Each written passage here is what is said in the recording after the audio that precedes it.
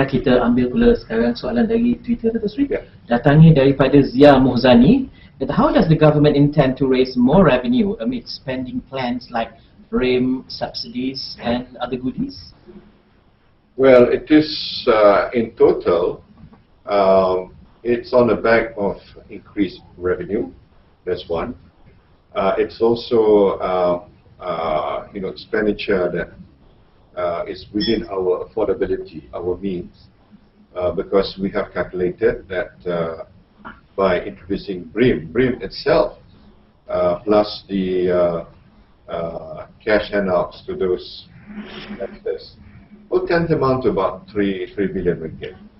But that is quite relatively small compared to the the total subsidy that we've given, and therefore we have calculated it is affordable, and at the same time we can also ensure that our deficit will be on a downward trend.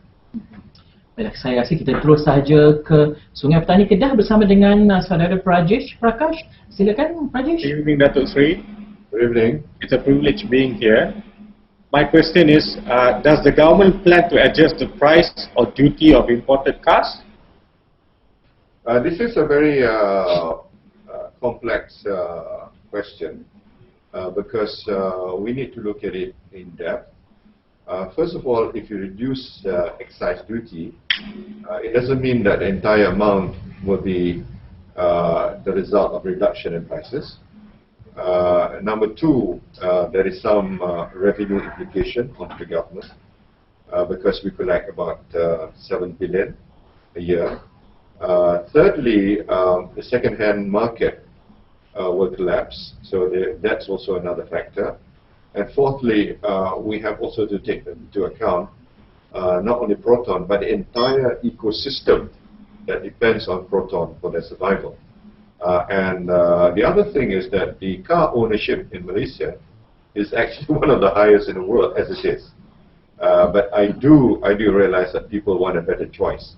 So we're still studying the matter, and probably at some point of time we could probably come up with a long-term. The key is, I think, to have a long-term solution that will eventually achieve that.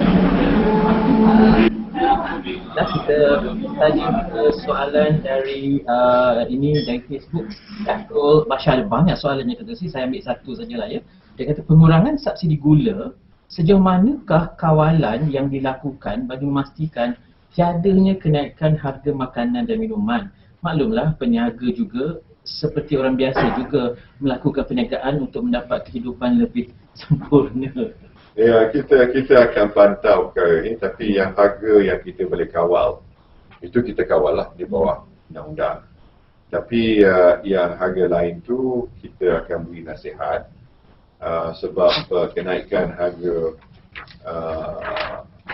gula 20 sen ni, kalau kita translate dalam pada sesuatu barang makanan tu, percentage gula tu tidaklah sewajarnya membawa mereka kepada peniaga untuk menaikkan harga. Jadi Kementerian Perdagangan Dalam Negeri akan pantau perkara ini, dan di samping itu kita juga ada kedai rakyat satu Malaysia di seluruh negara yang kita akan perbesarkan lagi. Jadi kalau sekiranya ada kedai yang tidak bertanggungjawab, nasihat saya pada pengguna, jangan beli pada mereka. Pergi pada kedai rakyat satu Malaysia, mereka akan dapat harga yang amat berpatutan. Datuk Sri, mereka yang mengambil bahagian ni sebelum bermula ada telah menghantar mesej kepada saya, terbagilah saya peluang tanya soalan 2 atau 3 daripada sesi ini. Tapi sebelum tu saya nak ada masa. Tapi saya nak, sebelum saya pergi ke Ashraf ya, saya ada soalan daripada Mimi Sharmiza. Dia kata, what is your vision towards development in the rural areas? Saya ditanya dalam bahasa Inggeris, jadi saya jawab bahasa Inggeris. Boleh juga. My idea is that the rural areas must develop in tandem with the urban areas. You have to make the rural areas more exciting and more productive in terms of the various economic activities that's carried out in the rural areas. So we do have some interesting programs, like for example the Rural Transformation Center, and starting with 2 places in Kelantan, Wakaf JA and Kuping. We hope to extend to other places, and also the mini RTCs, Rural Transformation Centers, in which then you will bring the farmers closer to the marketplace. And hopefully that the whole idea is that out of say RM1, how much does each farmer get out of the RM1? They might get less than 10 cents perhaps. So if we can increase that percentage, instead of getting just 10 cents or less than 10 cents, the farmer gets say 30 cents. That by itself means a triple in terms of their income. So these are some of the things that we have in mind, and at the same time we want to continue with our agenda to provide better infrastructure for the rural areas and better houses for the rural communities. Baiklah, kita pusingan kedua, ya. Saya rasa Ashraf telah bersedia. Ashraf, untuk soalan seterusnya, silakan. Datuk Seri, soalan kedua saya lebih kepada general. Pendek saja, mengapakah kos pentadbiran negara untuk kerajaan kita ni begitu tinggi dalam bajet? Kos saya sebanyak 80%. Itu saja. Tidak, kos pentadbiran kita tak sampai 80%.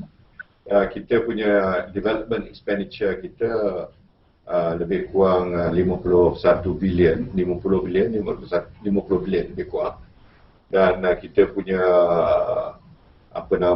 OE kita dalam 200 bilion. Tapi dalam OE kita pun ada juga bayaran-bayaran yang lain, bukan saja soal emolument. Jadi emolument kita ni masih lagi pada tahap yang boleh kita kawal. Dan di samping itu, pada tahun sudah kita naikkan gaji pejabat-pejabat awam sebanyak 7 hingga 13%. Itu satu. Dan kita juga menyediakan bonus tahunan pada kali ini sebulan setengah.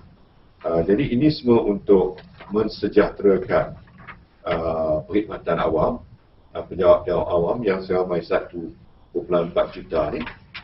Dan di samping itu, kita nak mereka mempunyai motivasi yang lebih tinggi untuk berkhidmat dengan lebih bersungguh-sungguh untuk menyediakan perkhidmatan yang lebih baik kepada rakyat. Jadi itulah falsafah ataupun pendekatan kita supaya perkhidmatan awam kita ni kita dapat cergaskan lagi khidmat mereka kepada rakyat. Dan samping itu kita jaga juga kebajikan mereka, sebab jangan lupa 1.4 juta tu dengan isteri, dengan anak tu sekumpulan yang besar dalam negara kita yang kita amat penting kita jaga kebajikan dan kesejahteraan mereka juga. Datuk Seri, ini kita ambil pula soalan dari Facebook Najib, ya. Soalannya berbunyi, adakah golongan berpendapatan sederhana telah diketepikan dalam bajet 2013 ini? Tidak, sebab kita bagi pengurangan cukai 1%. Itu kita target kepada golongan middle class. Kita juga menyediakan program perumahan kita seperti saya terangkan tadi. Itu juga untuk golongan middle class. Kita juga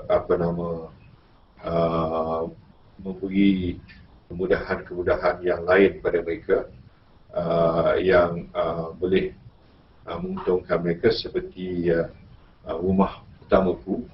Ini pun untuk golongan middle class, dan beberapa langkah yang lain. Jadi middle class kita tidak ketepikan. Kita beri juga apa yang termampu oleh kita kepada mereka.